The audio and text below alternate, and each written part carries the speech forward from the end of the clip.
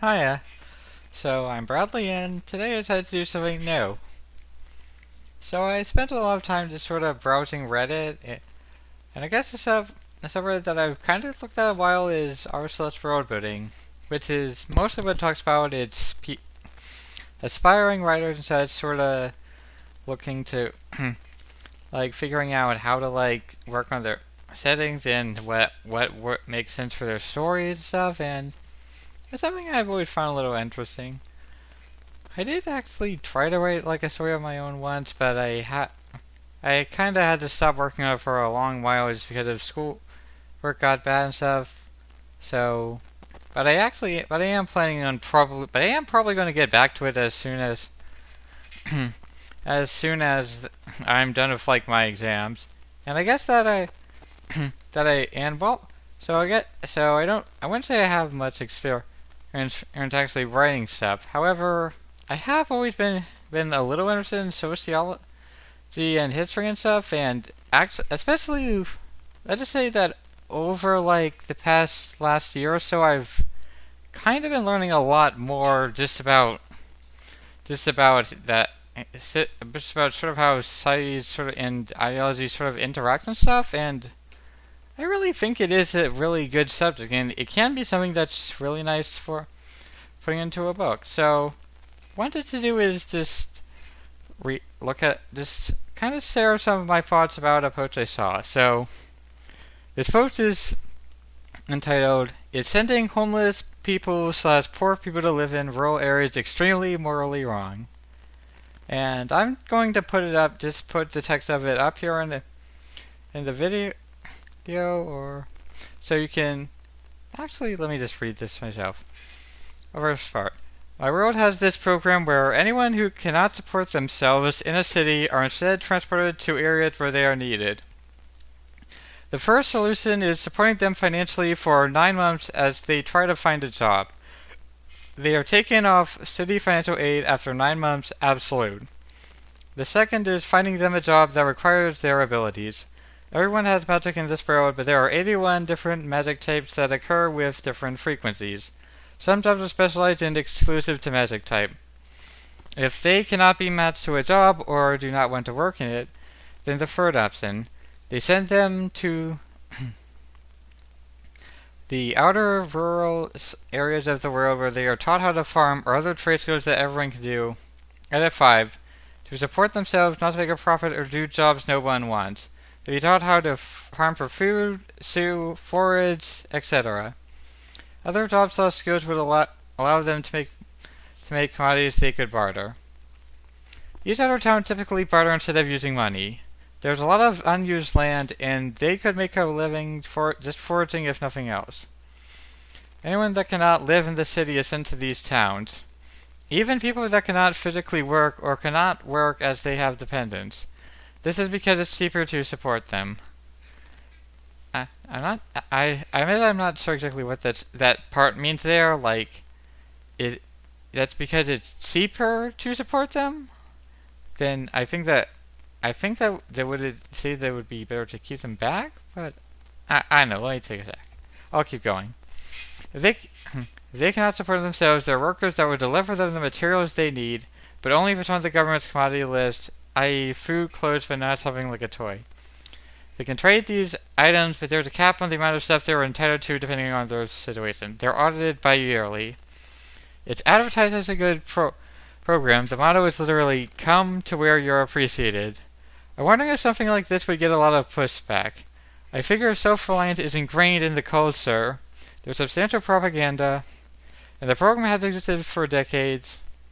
Then people would accept it as the way of life, and pushback wouldn't be too strong. And there he had like a poll on how it would be, on what people thought of it, and they said if the average is above 3, which would indicate on average most people thought it was significantly morally bad, I would probably make this problem a bigger point of contention in story. And then there's a bunch of edits here, so let's try. Edit 1. The goal is a self-sustained living outside of the system that uses money, i.e. grow your own food, make your own commodities, not just employment. Jobs in rural areas are divided based on village, but the training for stage 3 is focused on self-sustenance. You move with your entire household. You focus on relieving burden on government employee population, government/employee population, not necessarily the individual house/household. The government just presents it as a good outcome. Edit 4, I should emphasize that jobs are heavily ability-based and abilities are genetic/clan exclusive. There are 3 categories of job, not defined by unskilled or skilled labor. Clan exclusive, only a specific clan is capable of doing this job, i.e. surgeons, programmers. Clan enhanced, anyone can do this job, but progress is enhanced by clan, i.e. farming, cleaning, and jobs that don't require clan abilities, i.e. making cheese, which is why finding jobs can be hard. It's hard to define what jobs go into what category without giving you a rundown on L81 abilities I created. You can apply for a stage 2 placement again, but nothing is certain will be in the original city/province. However, you must stay in your rural area and support yourself until a placement is found. The government does not want to be responsible for sending you with money for an extended period of time.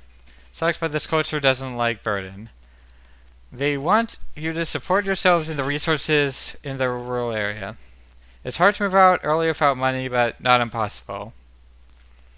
So, there's a lot of things to talk about here, and also I'm going to just be talking a lot, be pulling up a couple articles that will talk about what I mean.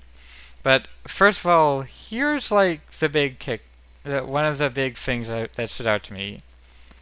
So, we see that, I'm just starting this to right. So in this article, in this post, you're talking a lot about how people are supposed to learn farming and foraging for the purpose of specifically supporting themselves. And I guess that's supposed to indicate that this is supposed to be like subsistence farming and stuff. But here's the thing you really need to understand. Trying to grow enough food specifically to support yourself is actually very hard. I know this is something that a lot of people should underestimate, but farming is a very hard job. It usually takes a lot of a surprising amount of training, stuff you don't really understand unless you've actually started looking into it, and in general, and if you're farming specifically to support yourself, and you don't have access to any equipment at all, which is very clearly what this is implying, it's involving a huge amount of manual labor, stuff that's this is stuff that's going to take a huge amount of time, huge amount of effort, very likely to have injuries, very hard on your body long term. There's a reason that the industrial agricultural revolution was such a big thing, and for people who it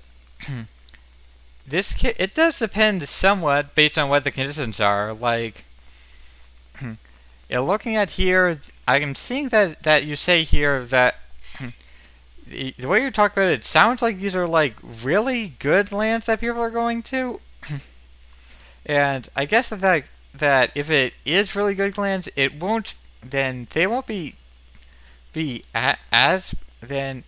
I guess that might make it more possible to survive, but at the very least, this is going to be this is not something actually easy. Just looking at your post here, looking at a lot of your posts here, you said, sorry, I should clarify that they're taught skills to support themselves, not necessarily the entire society, or to fill in some job no one wants. Kind of like returning to the simplicity of living purely by gathering your own food or sewing your own clothes. So I gave the example of farming, but they're trained to do a bunch of rural domestic duties. Farming is just their way of getting food. Yeah, and the thing with the idea of farming and just living off land being sort of return to the simple life. That's a concept that's actually a concept that I think is, if I remember correctly, it's something that almost specifically originated with people who are not farmers. Like, I do actually remember that there was this funny thing about how the French monarchy actually kept like a fake like peasant house where they live. Yeah, it's absolutely not. It's a principle that's very far divorced from like the actual reality of farming in general, and for unmechanized substance then farming, it's not indicative of how things are actually going to be for these people. They, yeah, you've also, and I think you've also mentioned that they could like hunt for stuff, and hunting that does take that is a way of getting like some extra food and supplemental protein. Like a lot of people, there are a surprising amount of people who just do it sort of save money even in the real world in rural areas, but that actually does take a significant amount of skill and equipment. Uh, so it's not going to be like it's not going to be something you can really just do right off the thing here. Foraging for like wild plants and stuff, that arguably takes even more skill. Like you really don't want to grab the wrong mushroom out there. So that so I see that so you have mentioned that farming is a clan enhanced job, which as well as cleaning. So I guess that there is magic in this. So I am kind of curious as to what sort of technology and magic exists in this world if because if the only is if magic say can help with farming, but only a specific certain amount of people can do it, then that really only means that only means that farming is going to be less less difficult for a certain group of people, and also those group of people are going to have like a also it would be interesting to see like because those group of people are going to have like a pretty significant advantage if you're just getting tossed out there.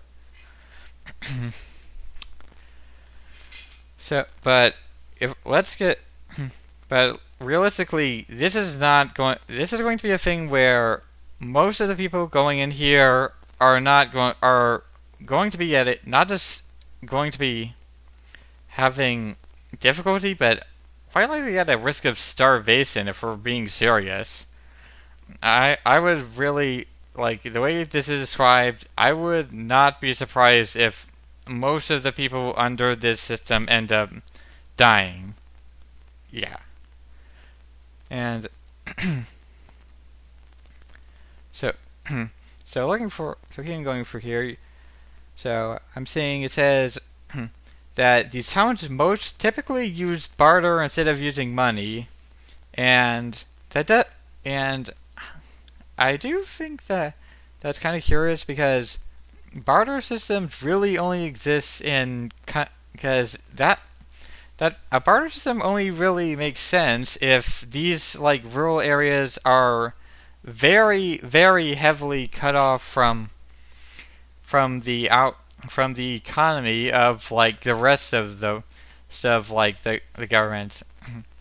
Because if there are like if there are like sort of like stores or at least like merchants coming through to like trade things,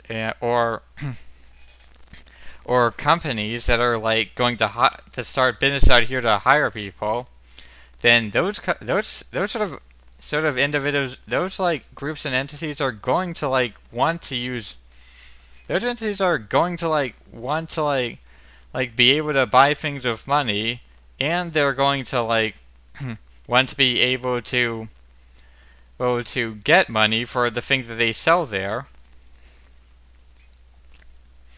So why would people only use barter if money is still the easiest way to do? And and it is kind so and that and why and it also another thing, if the wo- if like it's really easy to like farm and do stuff out here, then why aren't people who have it, why wouldn't there be more people who have like the farming talents from that clan being going out there and starting the things voluntarily, or possibly and like I guess that there's nothing saying here that says that wouldn't be a thing, but the point about money still stands. Those like pioneers and sort of are going to be going out there doing making goods that they'll probably sell back to like the cities for money, and those and they'll be making money, and they'll probably want to and they'll probably try to hire people in the community to work for them for with money. Yeah, it just yeah, it just seems something that doesn't seem like it would work. But so there is like what on the thing here. So I do think a thing here is that has to be considered is why people are normally unemployed in the real world, because that there's like an because really looking at why people are unemployed, the main reasons are going to be stuff like disabilities, mental illness, possibly a criminal record that prevents them from getting stuff. They simply don't have any. Don't have any support. They've basically they just ran completely out of money, and they don't, which at least in today's society, not actually having any money or a fixed place of residence, or and not having like any like way to like communicate can actually make solving a job, getting a job way more difficult, which is kind of reason why I'm not, which if you actually look at worldwide, it's kind of reason why programs that focus on why housing first programs are, despite what people are actually usually effective, and a lot of people will try. Actually, let's not talk too much about it. But the point here is that homelessness is often is often for stuff that the issue of homelessness aren't are stuff that's not easily going to go away in most cases. Just and it's also it's often stuff that's not going to make it that's going to like already make it harder, even harder for them to actually just to go and farm out in the wilds, and in a lot of cases this is going to be cases where it's going where and if you're just sending the people out there, lots of them are probably going to end up dying. Yeah, a lot more. But here's the part where I think might be actually kind of interesting, and this like something that would be good for Tencent. So I see in this thing here how you said like the thing. So let's sort of just imagine this scenario. You you said like looking at this OP, you said that this is something that's been going on. This program has existed for decades. So let's imagine this in this sort of scenario. Where the program first starts off like say for 40 years ago, when a ton of homeless and unemployed people are basically grabbed up by the government and thrown out into these wild, mostly unpopulated areas. So I think what's going to happen here is most likely. So what's going to happen here is pretty obvious. Lots of them are going to end up dying, and only a certain number of them are. And let's say, honestly, I think health is really just health is honestly pretty optimistic number just looking at the history of how this sort of stuff goes.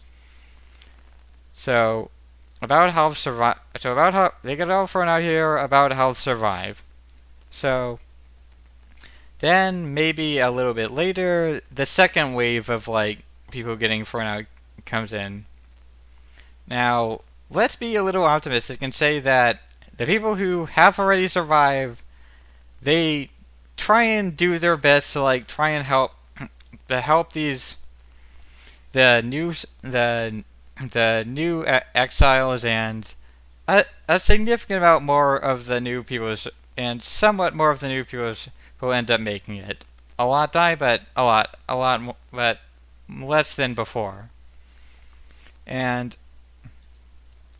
so over time, what's going to happen is these people are going to like share what techniques they've learned, and probably we're going to start like try and collect some like shared, and probably they'll try to get some sort of shared some sort of farming equipment that they can kind of share together in these communities.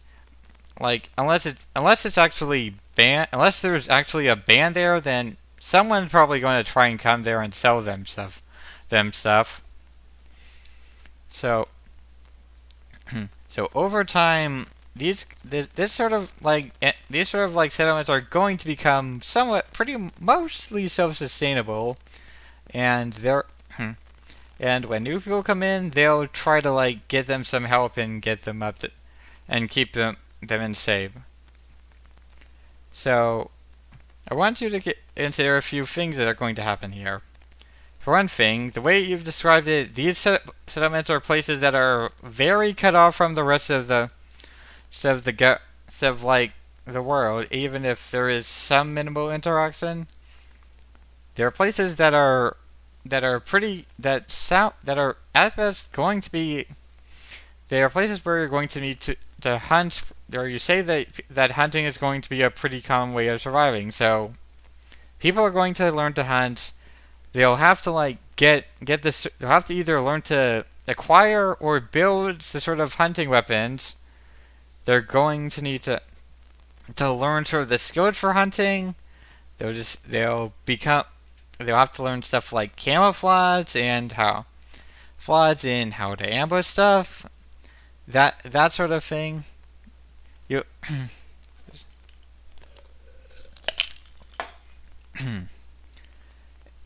and they're also going to have to learn to grow their own food and mostly maintain a lot of their own and probably maintain whatever like pieces of technology they get onto.